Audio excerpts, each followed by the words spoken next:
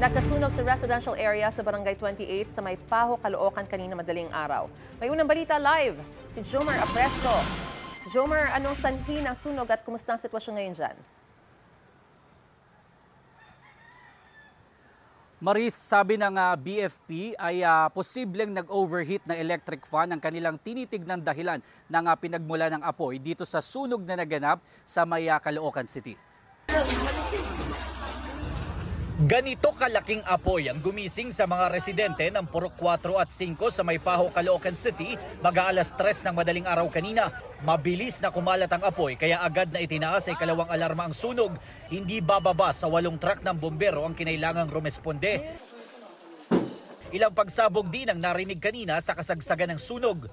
Ang ilan sa mga lumikas na residente halos walang gamit na naisalba. Tulad ng 29 anyos na residenteng si Vina. Yung tabing bahay po kasi namin, yun po yung nag-umpisa ng sunog. Wala na po, hindi namin alam kung saan kami kukuha. Wala naman kami magulang. Patay na po yung mama at papa namin eh. Hindi ko alam paano kami mag-umpisa. Problema niya ngayon kung saan sila titira at kukuha ng panggastos, lalo at siya rin ang nag-aalaga sa 3 niyang kapatid. Tulungan niyo po kami na bigyan ng financial or mangyari kahit mapaano lang po yung bahay namin kung lahat ng mga natupok po. Ang senior citizen naman na si Aling Linda, agad na inilikas ang kanyang 8 apo, pati ang mga alaga nilang aso. Akala ko lang away lang.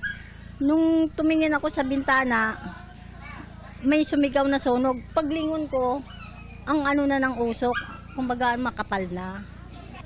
Ano na ang apoy nasa ano na ang lakas na.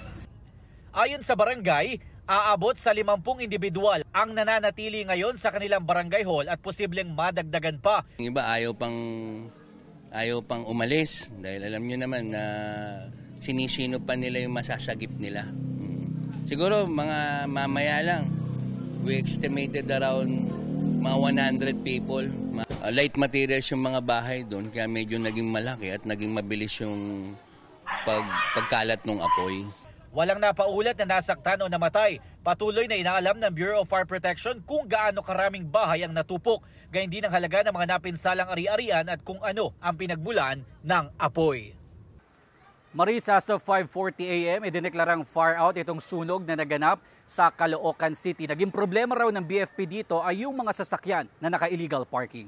At yan ang unang balita mula dito sa Caloocan City. Ako po si Jomer Apresto para sa GMA Integrated News.